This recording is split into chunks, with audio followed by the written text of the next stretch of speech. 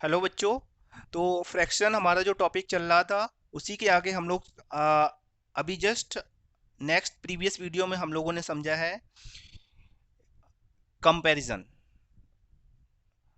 Sorry, comparison तो अभी सीखेंगे। इससे पहले हम लोगों ने उनको चेंज करना सीखा था, मिक्स से प्रॉपर इम्प्रॉपर में और इम्प्रॉपर से मिक्स में। अब हम लोग सीखेंगे कंपैरिजन। कंपैरिजन क्या होता है? हमें ये देखना होता है कौन सा नंबर बड़ा है, कौन सा नंबर छोटा है। ठीक है, ये होता है हमारा कंपैरिजन। और हम लोग अभी जो टॉपिक कर रहे हैं वो हमारा टॉपिक है फ्रैक्शन। तो फ्रैक्शन में हम लोग आज सीखेंगे कंपैरिजन। क्यों सीखना है कंपैरिजन? कंपैरिजन से हमें क्या फायदा मिलेगा?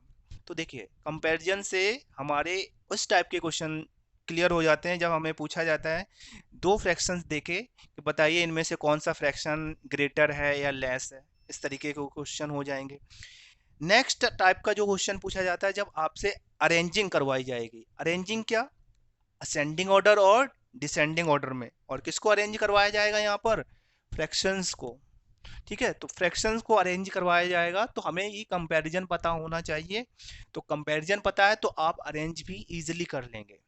चलिए, तो फिर अब हम लोग कंपैरिजन सीखेंगे थ्री पार्ट्स में। वो बहुत ही इजी तरीके से और स्टेप बाय स्टेप बढ़ते चलेंगे हम लोग। ठीक है, लेकिन आपको ये फ्रैक्शन का टॉपिक समझ में बहुत अच्छी तरीके से तभी आएगा जब आप एक स्टेप बाय स्टेप जैसा पढ़ाया गया है वैसे ही सीक्वेंस से अगर आप देखते हैं। तब अगर बीच में देखना स्टार्ट करते हैं तो मे भी हो सकता है आपको समझ में ना आए। चलिए, तो फिर स्टार्ट करते हैं। हमारा कंपैरिजन का पहला जो स्टेप रहेगा वो क्या रहेगा? जब डिनोमिनेटर कैसे होंगे? Equal. When denominators are equal. तो देखिए, डिनोमिनेटर्स जब इक्वल होंगे तो उसके लिए एक एग्जांपल के थ्रू समझते हैं। Which is greater? Which is greater, इनमें से कौन बड़ा है? तो 4/9 और 7/9 टू फ्रैक्शंस दी गई हैं। एक तो है हमारी 4/9, दूसरी फ्रैक्शन है हमारी 7/9। अब मुझे ये बताना है इनमें से कौन सी फ्रैक्शन बड़ी फ्रैक्शन है। तो इसके लिए करना क्या पड़ेगा? देखिए, कंडीशन यहाँ हमारी ये है कि न्यूमरेटर कैसे हैं? इक्वल हैं। न्यूमरेटर कैसे हैं? यहाँ पर इक्वल। अगर इक्वल न्यूमरेटर है तो अभी क्या करना? क्या है, न्यूमरेटर को नहीं देखना है, आपको देखना है सिर्फ denominator. Sorry, not numerator, denominator equal है, आपको देखना क्या है? न्यूमरेटर। न्यूमरेटर क्या है हमारे? 4 और 7। अच्छा, 4 और 7 को देखना है विच वन ऑफ ग्रेटर, इनमें से कौन बड़ा है। तो हम ये कह सकते हैं यहाँ पर 7 इज ग्रेटर देन 4 या 4 इज लेस देन 7। तो इस कंडीशन में अगर ये हमें डिसाइड हो गया कि इसको तो डिसाइड कर, इसमें तो हम बता सकते हैं कि ये होल नंबर हैं। फ्रैक्शन में हमें ये पता करना होता है कि कंडीशन के हिसाब से कि क्या इक्वल हैं डिनोमिनेटर, क्या न्यूमरेटर इक्वल हैं, क्या दोनों में से कोई इक्वल नहीं है। तो इस कंडीशन में हम लोग तीन पार्ट्स में इनमें पढ़ेंगे। तो पहला पार्ट हमारा है जब डिनोमिनेटर इक्वल है। तो इस कंडीशन में क्या करना है? आपको न्यूमरेटर आपको देखना पड़ेगा, जिसका न्यूमरेटर बड़ा है वही नंबर बड़ा है। सिंपल सी बात है। तो क्या हो गया हमारा? 4/9 इज लेस देन 7/9। अब पूछा जा रहा था हमें कि कौन सी फ्रैक्शन बड़ी है, तो हम कह सकते हैं 7/9 इज ग्रेटर देन 4/9। ठीक है, एक एग्जांपल लेके और समझते हैं। फॉर एग्जांपल, एक क्वेश्चन दिया गया है 2/5 और 11/5। सिंपली बताया जा सकता है कैसे। आपको करना कुछ नहीं है, केवल ये दिखना है। देखिए, both are same denominator, denominator same है ना। तो न्यूमरेटर को कंपेयर करना है आपको। न्यूमरेटर कंपेयर करेंगे तो न्यूमरेटर में कौन सा न्यूमरेटर बड़ा है? 11। तो हम कह सकते हैं कि जो हमारी 11/5 है वो ग्रेटर देन है 2/5 से। ठीक है, आई होप आपको ये वाला समझ में आ गया होगा। कौन सी कंडीशन है ये? जब न्यूमरेटर डिफरेंट होगा और डिनोमिनेटर इक्वल होगा। अब इसमें क्या है? इसमें न्यूमरेटर सेम है मींस इक्वल है और डिनोमिनेटर डिफरेंट। ठीक है, ये हमारी दूसरी कंडीशन है। एग्जाम्पल के थ्रू समझते हैं क्या है। विच इज ग्रेटर 5/12 और 5/16। अब देखिए ये हमारे डिनोमिनेटर इक्वल नहीं है ना, और न्यूमरेटर कैसे हैं, इक्वल है, बोथ आर सेम, सेम है। ठीक है, ऐसी कंडीशन में क्या करना है आपको, आप इनको देखिए, न्यूमरेटर को आप ना देखते हुए आपको देखना है डेनोमिनेटर। आपको देखना क्या है, डिनोमिनेटर। इसको तो आप रिमूव कर दीजिए, अभी देखना किसको है, इसको। तो इसमें से कौन बड़ा है आपका, 16। बट यहाँ उल्टा होता है, जो बड़ा है वो जिसका डिनोमिनेटर ग्रेटर है, ओवरऑल उसकी फ्रैक्शन लेस देन होगी। ठीक है, क्या हो जाएगा, इसको पूरा लिखिए ऐसे 5/16। बस ये साइन क्या कर देना है, उल्टा कर देना आपको ऐसे। तो हम ये कह सकते हैं 5/12 इज ग्रेटर देन 5/16। कैसे डिसाइड किया, देखिए इससे रिलेट करिए तो आपको पूरा समझ में आएगा। यहाँ क्या करना था, जब आपके डिनोमिनेटर सेम थे तो न्यूमरेटर कंपेयर किए, न्यूमरेटर में जिसका न्यूमरेटर बढ़ा वो फ्रैक्शन बड़ी थी। बट इस कंडीशन में थोड़ा सा अपोजिट हो जाता है, क्या, जब आपके न्यूमरेटर सेम होंगे तो डिनोमिनेटर कंपेयर करते हैं, और डिनोमिनेटर कंपेयर करने की कंडीशन में जिसका डिनोमिनेटर बड़ा होता है वही छोटी होती है फ्रैक्शन, और जिसका डिनोमिनेटर छोटा होता है वो फ्रैक्शन बड़ी होती है। ठीक है, चलिए अब क्या करते हैं, इसमें एक और क्वेश्चन लेके देखते हैं तो आपको थोड़ा सा क्लियर हो जाएगा।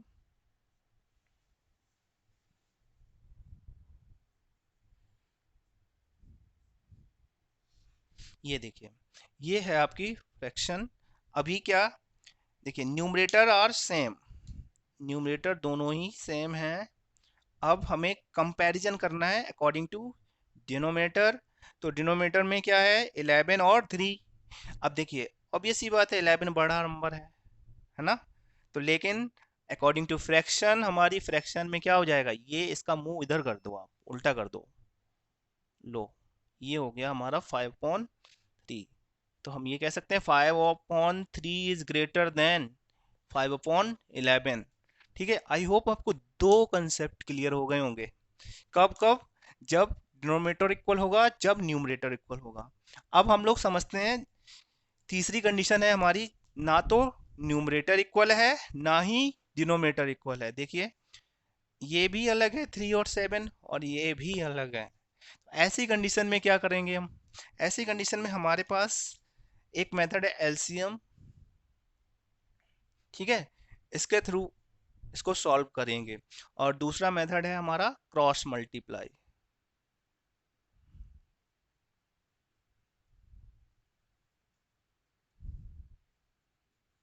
क्रॉस मल्टीप्लाई मेथड, ठीक है, दो मेथड का यूज करेंगे। तो अब समझते हैं इसको कैसे। देखिए फर्स्ट ऑफ ऑल ये हमें जो दी गई है मिक्स में दी गई है, तो इसको पहले तो कन्वर्ट कर लेते हैं इम्प्रॉपर में। अभी सीखा था थोड़ी प्रीवियस वीडियो में थोड़ी देर में। तो आप देखिए 3 2 जा 6, 6 और 2 8, 8/3 ये हो गई इसकी मिक्स फ्रैक्शन, और 9/4। ठीक है, अब कंपैरिजन करना है तो देखिए, ना तो हम इससे कंपैरिजन कर सकते हैं ना ही इस तरीके से। तो अभी करें क्या, एलसीएम ले लेते हैं। 3 और 4 का जो एलसीएम आएगा कितना आएगा, 12 आएगा। देखिए एलसीएम निकालना अगर आपको नहीं आता है तो आप एलसीएम और एचसीएफ का आप वीडियो देख सकते हैं, उसमें बताया गया है कि कैसे आपको एलसीएम निकालना रहेगा। यहाँ पर कोई भी नंबर एक दूसरे में कॉमन नहीं है, तो इन्हीं का मल्टीप्लाई ही क्या होगा, एलसीएम होगा। ठीक है, तो आप ये एलसीएम निकाल लेंगे, तो एलसीएम कितना निकल के आया, 12। अब देखिए 8/3, 3 की जगह अभी क्या करना है हमें, 12, 12 कर देंगे, और यहाँ पर मल्टीप्लाई लगाएंगे, और एक यहाँ ब्लैंक स्पेस छोड़ देंगे। यहाँ पर भी क्या करना है, 9/4 की जगह 12, और ऊपर क्या करना है, मल्टीप्लाई। ऐसा क्यों कर रहे हैं हम, ऐसा इसलिए कर रहे हैं क्योंकि देखिए हमारा लिखा था 3 नीचे डिनोमिनेटर में, और 3 से हमने क्या बना दिया, 12 मतलब चेंजेस हुआ है कहीं ना कहीं।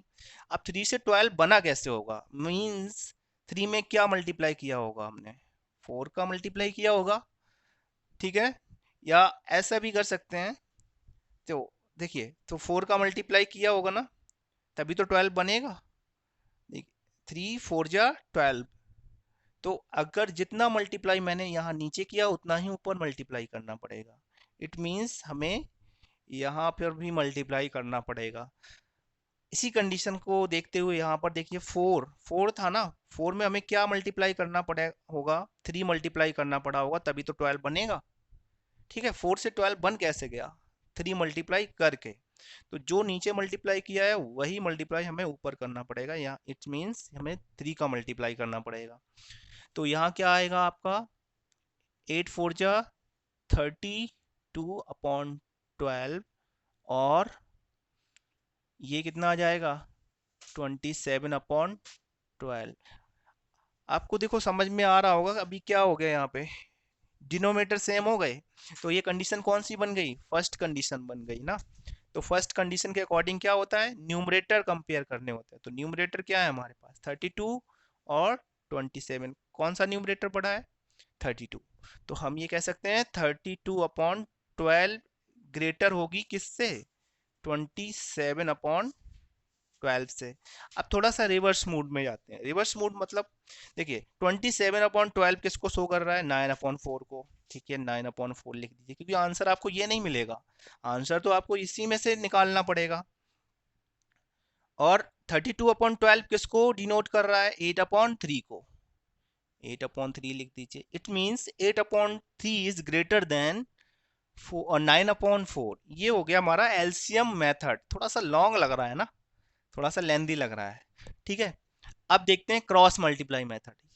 इसमें क्या करेंगे, यही सेम क्वेश्चन को अप्लाई करके देखते हैं इसको, और 9/4।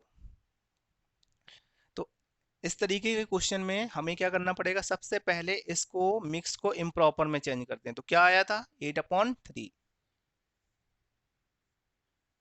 और 9/4। अब सुनिए इसमें करना क्या है, जो ये नंबर है इसका मल्टीप्लाई आप इसमें कर दीजिए, और जो आंसर आए आप यहाँ लिख दीजिए। मीन्स 8 4 8 जा 32। ठीक है, अब सेकंड स्टेप क्या है, 3 इस डिनोमिनेटर का मल्टीप्लाई आप इसमें करिए, और जो आंसर आए वो यहाँ लिखिए। तो देखिए 3 9 जा 27। ठीक है, तो अब देखिए, अब इसको कंपेयर कीजिए। अब क्या कंपेयर करना है, तो कौन सा बड़ा है आपका, 32। ऑब्वियस सी बात है 32 बड़ा है अकॉर्डिंग टू 27। तो अभी ये वाला बड़ा है ना, तो ये वाला साइन हम और की जगह लिख देंगे। Means 8/3 is greater than 9/4। इससे आंसर आपका बहुत ही जल्दी आ गया। ठीक है, लेकिन ये सही तरीके से केवल 2 में ही काम करती है। अब 2 से ज़्यादा आ जाती हैं तो आपको एलसीएम मेथड का यूज करना चाहिए, या फिर तो वहाँ ये प्रिफर करता है। और जब 2 दी जाए, आपको 2 में कंपैरिजन पूछा जाए, तो आप इसको प्रिफर कर सकते हैं। कब, जब आपके न्यूमरेटर और डिनोमिनेटर में कोई भी इक्वल ना हो। ठीक है, तो इस कंडीशन में आप इस क्रॉस मल्टीप्लाई मेथड का यूज कर सकते हैं। तो न्यूमरेटर जब न्यूमरेटर और डिनोमिनेटर अनइक्वल होंगे तो उसमें 2 मेथड यूज करेंगे आप, एलसीएम मेथड और cross multiply method. I hope आपको ये क्लियर हुआ होगा। तो बच्चों आप समझते हैं, हम लोग इक्विवेलेंट फ्रैक्शन एक टर्म होता है हमारी जो फ्रैक्शन में जब हम पढ़ते हैं, तो एक टर्म आता है इक्विवेलेंट फ्रैक्शन। क्या होते हैं इक्विवेलेंट फ्रैक्शन, समझते हैं हम लोग। देखिए यहाँ पे आप देखिए, इसमें ही टर्म में ही कुछ समझ, इसके शब्द में ही आपको कुछ समझ में आएगा। इक्वी, इक्वी मतलब इक्वल से रिलेट कर रहा है, इक्वल से। ठीक है, तो कहीं ना कहीं ऐसे फ्रैक्शन जो आपस में कैसे हों, इक्वल हों, तो इसी को ही कहते हैं इक्विवेलेंट फ्रैक्शन। एग्जाम्पल के थ्रू समझते हैं, थोड़ा सा ग्राफिकली भी समझ लेते हैं कि किस तरीके के। देखो फिगर 1 और फिगर 2, तो सबसे पहले हमने आपको याद होगा कंसेप्ट में मैंने बताया था how to denote shadow part. ये जो शैडो वाला पार्ट है इसको कैसे डिनोट करेंगे, तो 1 अपॉन, सॉरी, देखिए टोटल कितने पार्ट है इसमें 4, और शैडो वाले कितने 2, तो इसको कैसे करेंगे 2/4, ये हो गया ना 2/4। अब यहाँ देखिए, यहाँ में अगर हमें बताना है शैडो वाले टोटल कितने पार्ट हैं, शैडो पार्ट इसमें कितने हैं, तो ये हमें बताना है, तो हमें काउंट करना पड़ेगा टोटल पार्ट्स कितने हैं इसके, 1 2 3 4, और 4 4 8, टोटल कितने पार्ट हैं 8, ठीक है 8 पार्ट है ना। और शैडो वाली कितने हैं 1 2 3 4, तो ये तो मेरे पास है 2/4 और ये है 8/4, तो क्या इनमें कुछ रिलेशन है, कुछ समझ में आ रहा है क्या? अभी ऐसा लग रहा है नहीं, कुछ भी रिलेशन नहीं है, ये अलग अलग, ये अलग है भाई, ये अलग है। बट जब हम ये पढ़ लेंगे, this is known as simplest form of fractions, the simplest form of fractions, तो आपको सब क्लियर हो जाएगा क्या सही है क्या गलत है। तो देखिए सबसे पहले इसी को लीजिए आप, 2/4, फॉर एग्जाम्पल 2/4। देखिए सबसे पहले समझ लेते हैं थोड़ा सा कि ये क्या होता है, ये सिंपलेस्ट फॉर्म, सिंपलेस्ट फॉर्म या लीस्ट फॉर्म। देखो एक वर्ड और आता है इसमें, लीस्ट या लोएस्ट, लोएस्ट या लीस्ट, ठीक है, या सिंपलेस्ट, कुछ ऐसे वर्ड यूज किए जाते हैं। तो ये पूछा जाता है least form of this fraction, simplest form of this fraction. तो जब ऐसे टर्म यूज करे जाएं और आपको एक फ्रैक्शन दी जाए, इट मीन्स इस फ्रैक्शन में कहीं ना कहीं HCF कॉमन है, मीन्स इसमें कुछ कट होगा, कुछ कटेगा। देखिए कैसे, हमें ये पता करना पड़ेगा कि इसमें इसमें दोनों ही नंबर, एक न्यूमरेटर और डिनोमिनेटर में क्या कॉमन है, और जो कॉमन नंबर होगा वो दोनों में ही सेम होना चाहिए। इट मींस दोनों ही नंबर किसी सेम नंबर की टेबल में आए। अभी भी अगर नहीं समझ में आ रहा है तो देखिए जरा, देखिए 2 1 जा 2, 2 2 जा 4, दोनों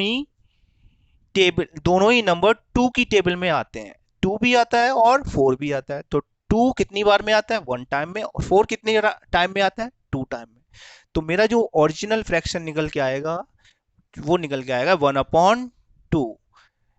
इसी को कहते हैं simplest form of fraction, means original जो फ्रैक्शन है वो हमारी 2/4 है, इसका जो सिंपलेस्ट फॉर्म या लोएस्ट फॉर्म या लीस्ट फॉर्म जो है वो क्या है, जो लीस्ट फॉर्म है हमारा वो क्या है 1/2, ठीक है।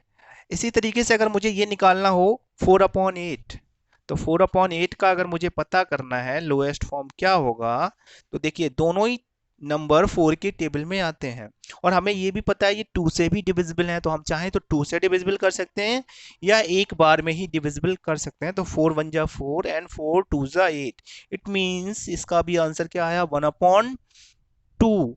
तो देखा जाए कहीं ना कहीं अगर आंसर सेम आ रहा है, देखिए इसका आंसर आ रहा है 1/2, इसका भी आंसर आ रहा है 1/2, इट मींस हम ये कह सकते हैं कि 1/2 और 1/2 बोथ आर इक्वल, दोनों ही इक्वल है या नहीं। तो इस कंडीशन में अगर दोनों ही इक्वल है, मींस दो फ्रैक्शन का अगर सिंपलेस्ट या लोएस्ट फॉर्म इक्वल आता है, तो ये जो दो फ्रैक्शन है 2/4 या 4/8 आर इक्विवेलेंट फ्रैक्शन। ये क्या कहलाती हैं इक्विवेलेंट फ्रैक्शन। इट मींस हम इसको ऐसे लिख सकते हैं 2/4 इक्वल टू 4/8। ये दोनों ही फ्रैक्शन आपस में कैसी हैं इक्विवेलेंट फ्रैक्शन है। देखिए इसमें समानता क्या है, थोड़ा सा हम इसको और अच्छे से डिटेल में समझ लेते हैं। इक्विवेलेंट फ्रैक्शन में देखिए कहीं ना कहीं अगर मैं इसमें, ये न्यूमरेटर है n और ये हमारा है डिनोमिनेटर, ठीक है। न्यूमरेटर में अगर मैं 2 का मल्टीप्लाई कर दूं, डिनोमिनेटर में भी 2 का मल्टीप्लाई कर दूं, देखिए जो भी मल्टीप्लाई होगा जो भी डिवाइड होगा दोनों में बराबर करना पड़ेगा। अगर आपने न्यूमरेटर में 2 से मल्टीप्लाई किया तो डिनोमिनेटर में भी 2 से मल्टीप्लाई करना पड़ेगा। सेम नंबर का मल्टीप्लाई करना पड़ सकता है, सेम नंबर का डिवाइड कर सकते हैं हम इसमें। ठीक है, अलग अलग नंबर्स नहीं लेने हैं, नहीं तो ये रॉन्ग हो जाएगा, गलत हो जाएगा। देखिए 2 टू ज़ा 4, 4 टू ज़ा 8। देखिए ना, आंसर मैच कर रहा है ना कहीं ना कहीं, जब हम सेम नंबर का मल्टीप्लाई करते हैं। तो इसी तरीके से अगर मैं इसमें 3 का मल्टीप्लाई कर दूं तो क्या आंसर आएगा? 12 अपॉन 24। तो ऐसे ही ये, अच्छा इससे सबसे लोएस्ट फॉर्म क्या है इसका? 1/2। मीन्स लोएस्ट फॉर्म हमारा 1/2 है।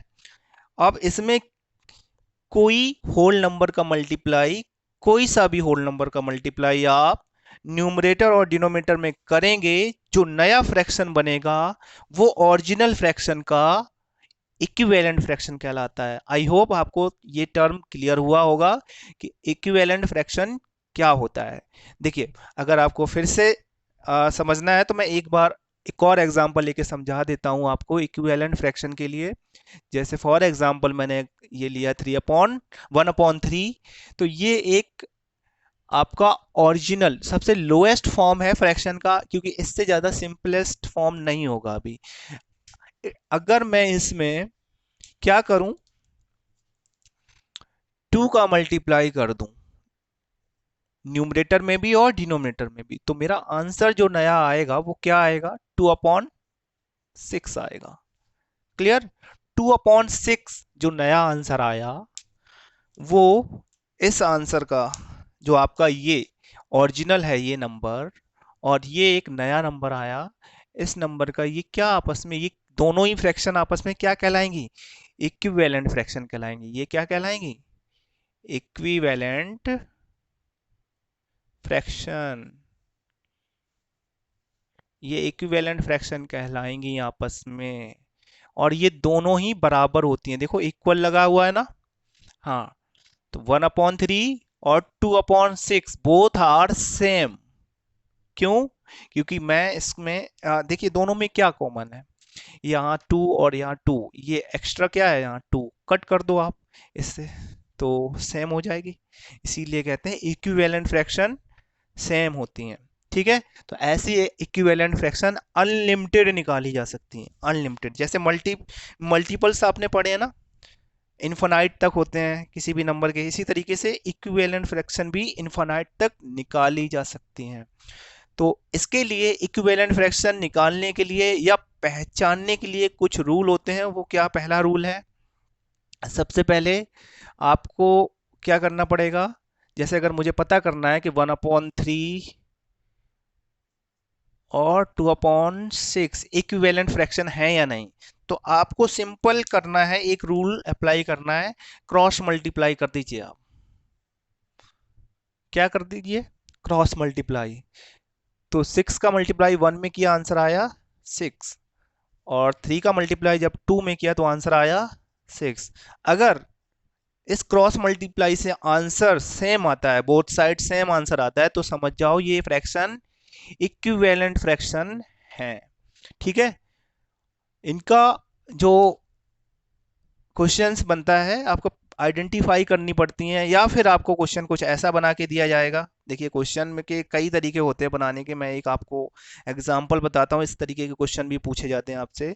जैसे फॉर एग्जांपल आपको ये दे दिया जाएगा और आपको यहाँ दे दिया गया है 3, और अब पूछा जा रहा है कि यहाँ क्या होगा, इस तरीके से।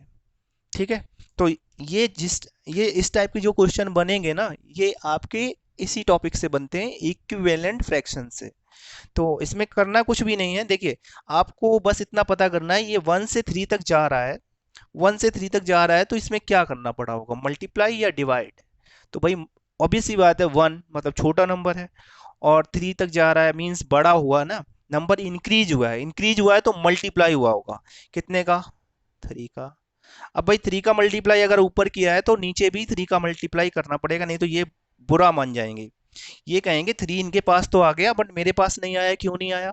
ठीक है, तो इस तरीके से आपको इसमें भी मल्टीप्लाई करना पड़ेगा। तो इसका फाइनली आंसर आएगा 12। यहाँ क्या फिल किया जाएगा? 12। अच्छा, इसी से रिलेटेड क्वेश्चन डिवाइड में भी बनता है, डिवाइड का भी क्वेश्चन बनता है। फॉर एग्जाम्पल मैंने यहाँ पे आपको 4 दिया और यहाँ दे दिया 12।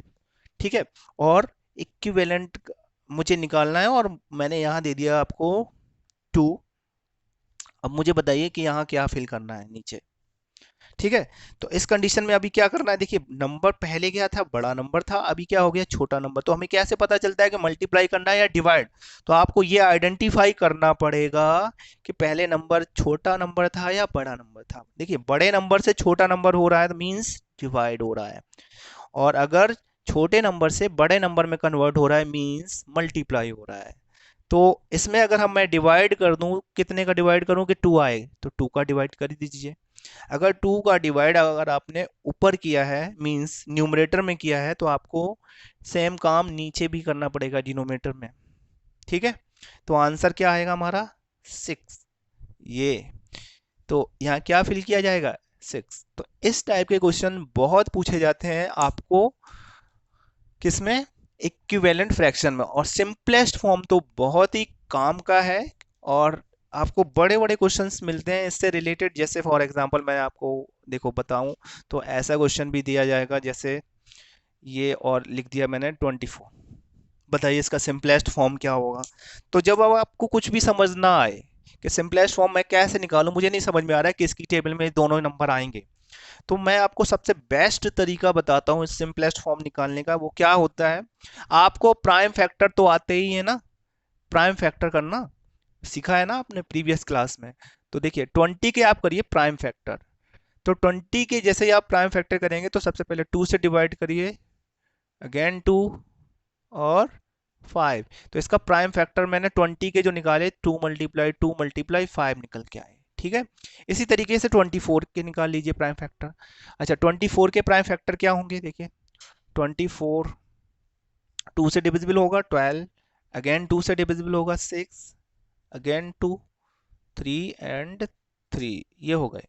तो 2 मल्टीप्लाई 2 मल्टीप्लाई 2 और 3, ये हो गए। इतना कर लेंगे ना।